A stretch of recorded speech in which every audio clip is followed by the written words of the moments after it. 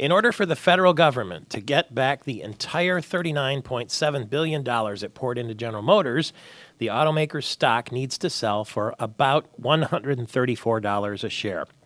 That's what the new study shows. They are preparing the IPO for November, the General Motors initial public offering.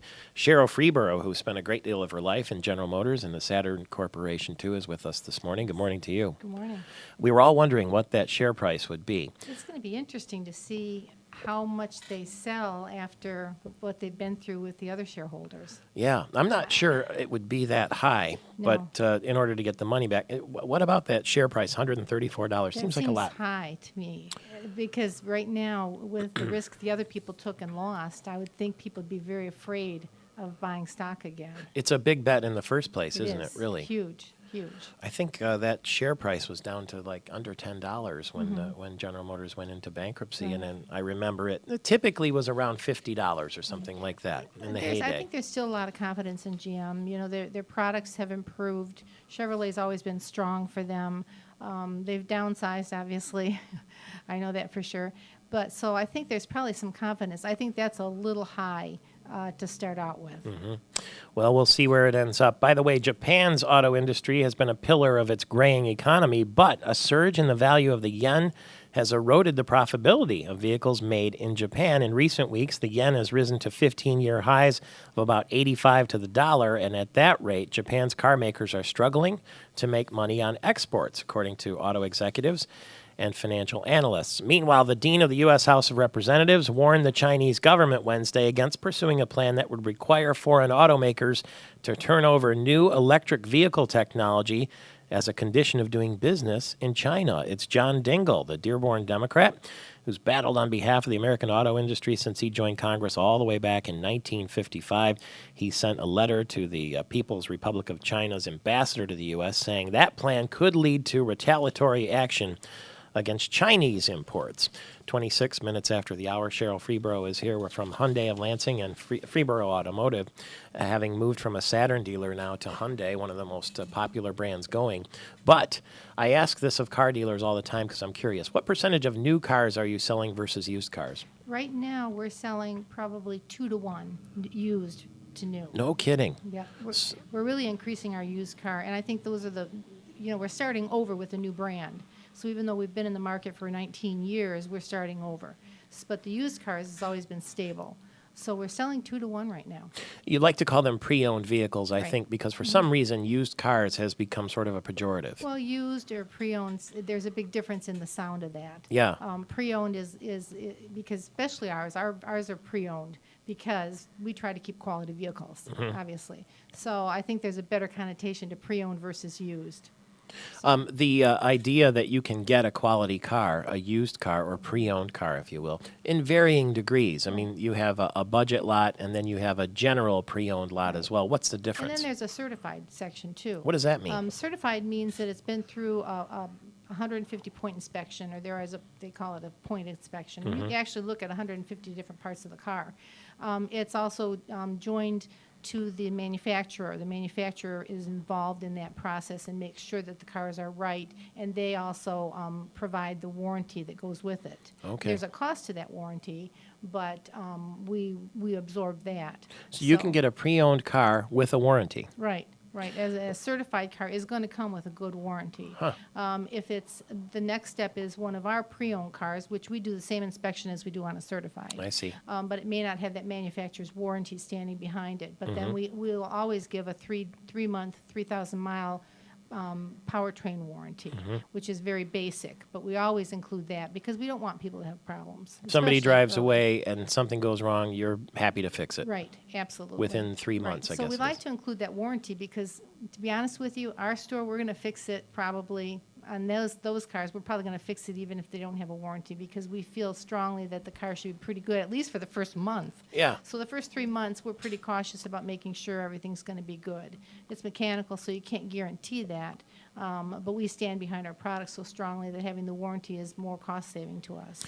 In general, what should people look out for when they're considering buying a pre-owned vehicle? Probably, I would ask for an inspection. What was done? I handed you an inspection this morning on the nice car that you're driving for us. Yeah, it's right out front Right. here. Now, I got to tell you, I've been driving this car for a week, and I'm going to drive it to sort of test drive it for a while. Right. And I've had 2 people comment to me, what a nice car it is. There was a lady in the parking garage in Grand Rapids, and she said, you got a new car, huh? Because the sticker is still on it. And I said, yeah. And she said, that's a nice ride. I'd like to have one of those. I used to have one, et cetera, and so forth, and she really liked it. And then the lady who does the parking meters out front here pulled up to Amanda the other day and said, so that's Michael Patrick's new car, huh? That's an awfully nice car. What is that? What is that? Tell us about it. That's an Impala. It's a 2004 Impala. It's got leather. It's nicely equipped. Yes, comfortable. It is actually one of more of our budget lot kind of cars because it's under $8,000. It's 49, I believe. Yeah, 2004. And, yeah, 2004. We fix dents and dings and some things like that. We got a great detailer who's been with us for 18 years. So when he does a car, he's meticulous. He knows how to polish it and make it look good. Yeah. And, so you know, feel like you're funny. driving away with You a do. new car. You do, and I always tell the story about a friend of mine who always drove Cadillacs, and she had this gorgeous Cadillac, and I said, "Oh, you got a new Cadillac?" And she said, nobody knows, but it's used, and I got it for such a great price. And I always use that. I thought, what a great way to explain it. Nobody knows if you bought it new or used, if it's a great-looking vehicle. Yeah. And that's obviously, for 2 people to say to you, you got a new car. They Yeah. didn't say, oh, No. you bought a used car. No. Or that's a nice used car. They said, you've got a new car. Oh, this is Michael's new car. So nobody considers it used. It's on a pre-owned lot. And when you buy it, it's new to you, and it should look new. It's like buying a new suit. You want to feel good in Yeah. it. You want to look good in it. And The you new can car on a smell pre-owned and car. everything.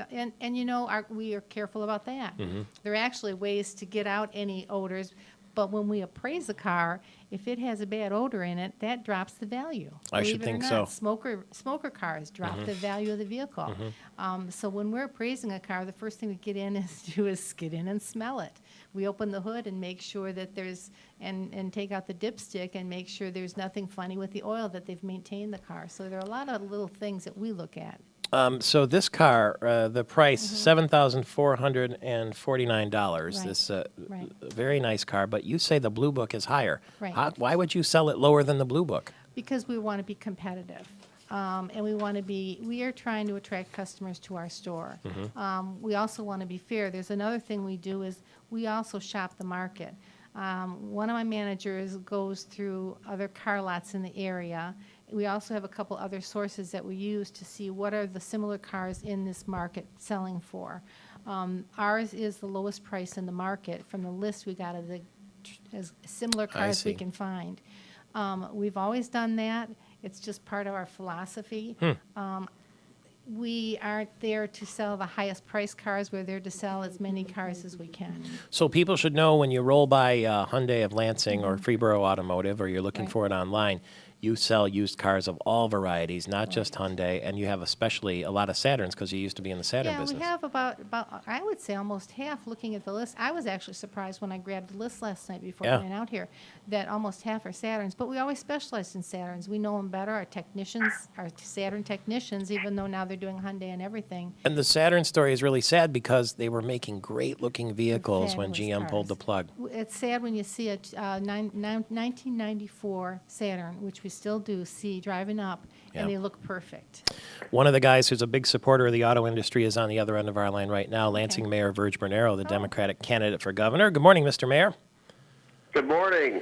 So How you doing? You had that. Sherrill, Michael Patrick. Hi. Thank you very much. You had that coffee yesterday that we've been long awaiting. He had pop, I'm told. You had coffee. Where did you have the meeting with Rick Snyder? It was at the Causeway Bay Hotel in South Lansing. Okay, and it was just the two of you? Yes, we made the staff stay outside. Okay, no posse, no media, nothing like that. What was it like to sit with him for 45 minutes, and what did you talk about? Well, I think it was more like a half hour, but I mean, he's a gentleman. It was cordial, but he was uncompromising on the main issue of the day, which was the debate. I wanted his 3 debates back on the table that he offered, which he arbitrarily removed, and he was intransigent and stuck firm that he was going to do 1 debate, and he was offering 1 debate only. I cannot understand for the life of me, Michael Patrick, when you're running for governor, arguably the most important job in Michigan right now in this economy, why you wouldn't want to take at least 3 opportunities to tell people in detail. A debate, Michael Patrick, is an opportunity to tell in much more detail what you're going to do, to lay out your plans and your vision in much more detail than you can in a 30-second infomercial. And so I can't understand why you wouldn't want to go through that process. It's vital. It's an American tradition.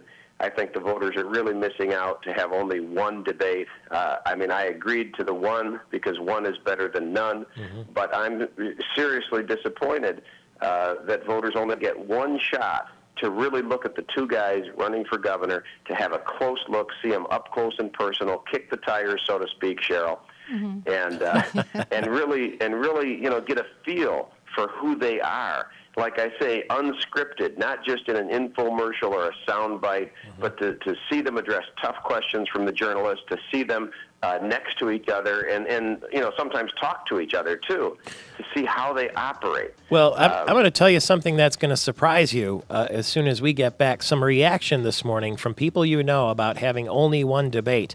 If you'll stand by, it's Lansing Mayor Virg Bernero, the Democratic candidate for governor. We'll be back in 4 minutes. Sherrill, Freeborough, your website? Lansing. You wanted to say it. I did it. I almost said it. HyundaiofLansing.com. HyundaiofLansing.com to find any model of car that you like, including the one I'm driving right now, if you want. 35 after the hour.